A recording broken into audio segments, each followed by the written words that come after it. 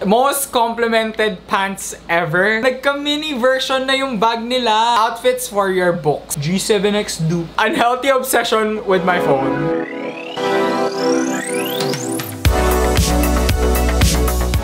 Hey, grabe, na-busy ang kuya nyo.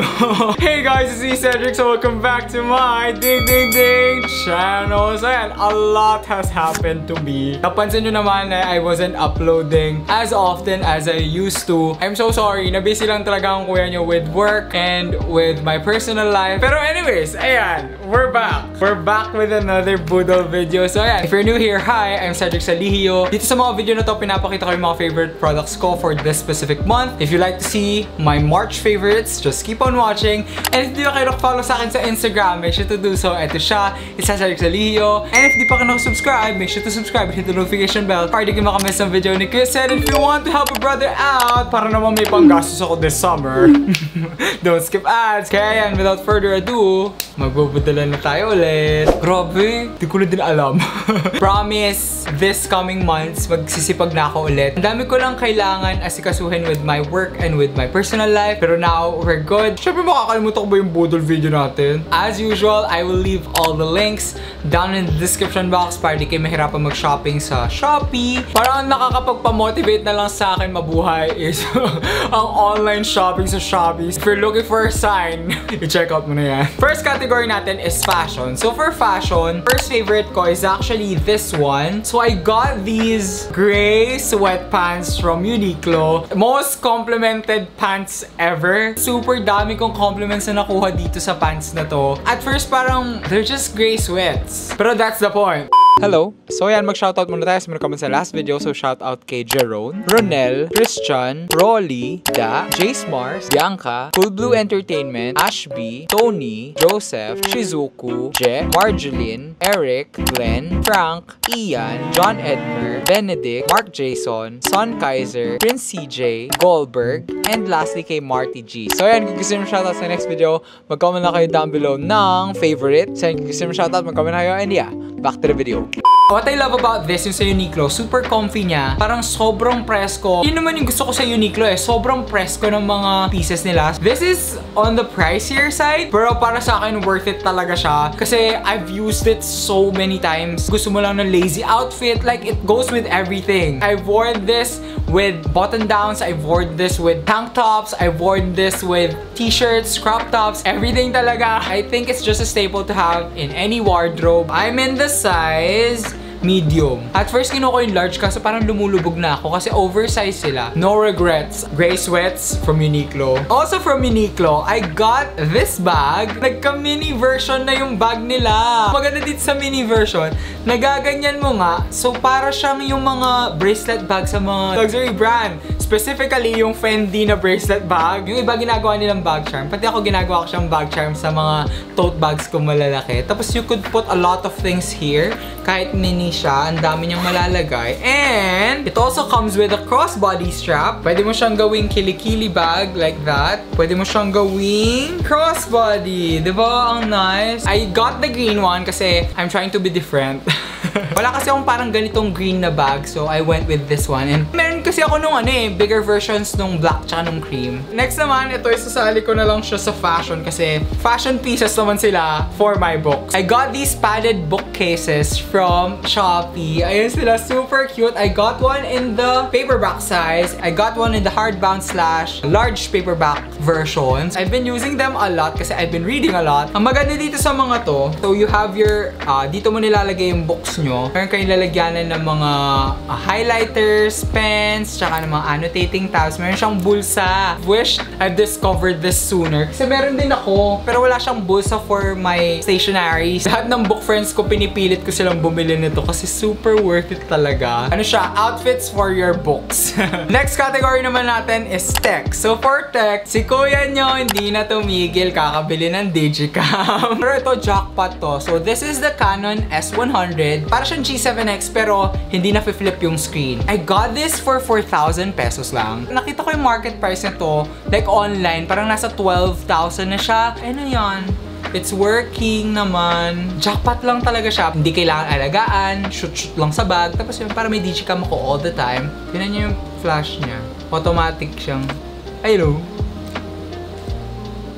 like motorized siya, hindi siya manual. G7X Dupe.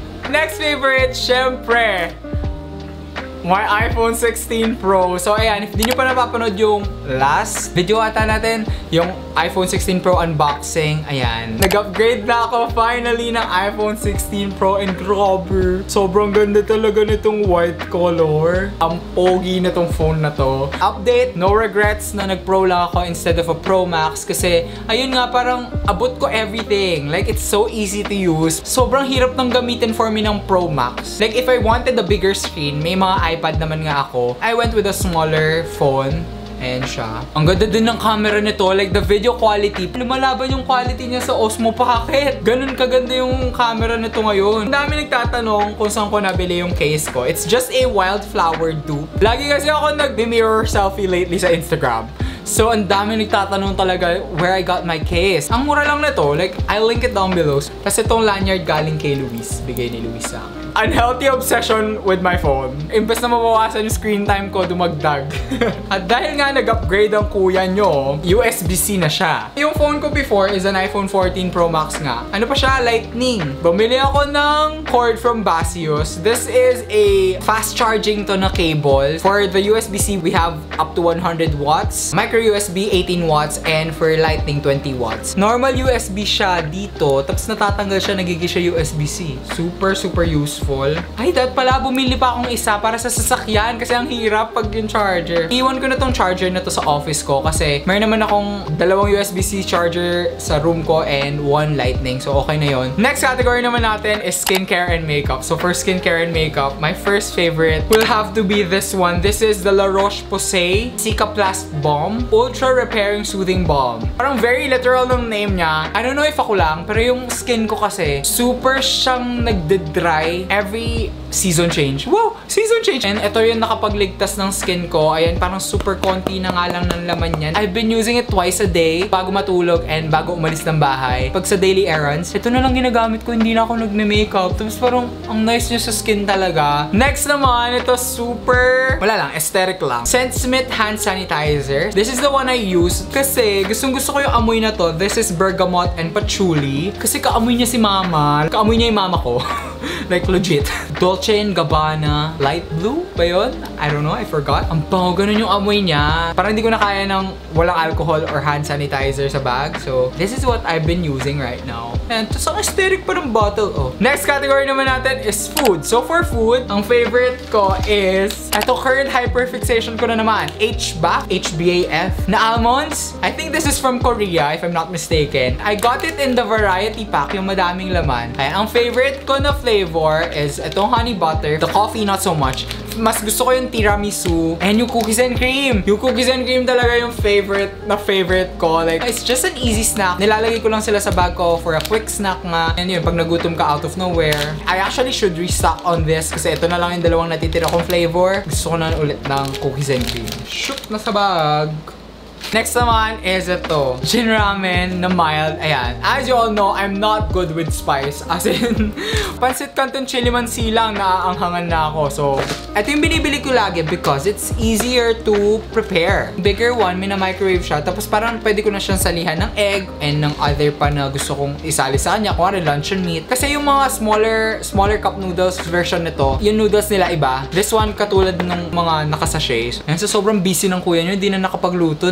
Ramen na lang siya. Next category naman natin is movies and series. So for movies and series, I've been obsessed with Hell's Kitchen. Yung mga bagong season na nasa Netflix. Talagang binge-watch ko yun kasi Hell's Kitchen and MasterChef has been my childhood talaga. We always watch it sa Star World ng ate ko. Yung parang nostalgic na lang panoorin and nag-enjoy akong panoorin yung Hell's Kitchen. Namiss ko lang. Namiss ko lang yung Hell's Kitchen and namiss ko lang yung chef. Ay, hala, sinong chef yan? For movie naman, favorite ko yung Captain America. Parang halatang-halata na filler movie siya. Catch up sa mga na-miss natin and parang filler story talaga siya. Like, it's not, I don't know. For me number one, the production quality is not the same. I mean, syempre, it's not the same as the Avengers or yung previous mga Captain America movies. If fans talaga kayo ng Marvel, you would appreciate the movie. Kasi ang dami nagbabash sa movie na Captain America na bago. Kasi parang wala daw kwenta, ganyan. Pero kung fan fan talaga kayo ng Marvel, you would understand the need for it. Na-enjoy ko siya. Ang daming lore na nabuksan. It's more of a filler for me.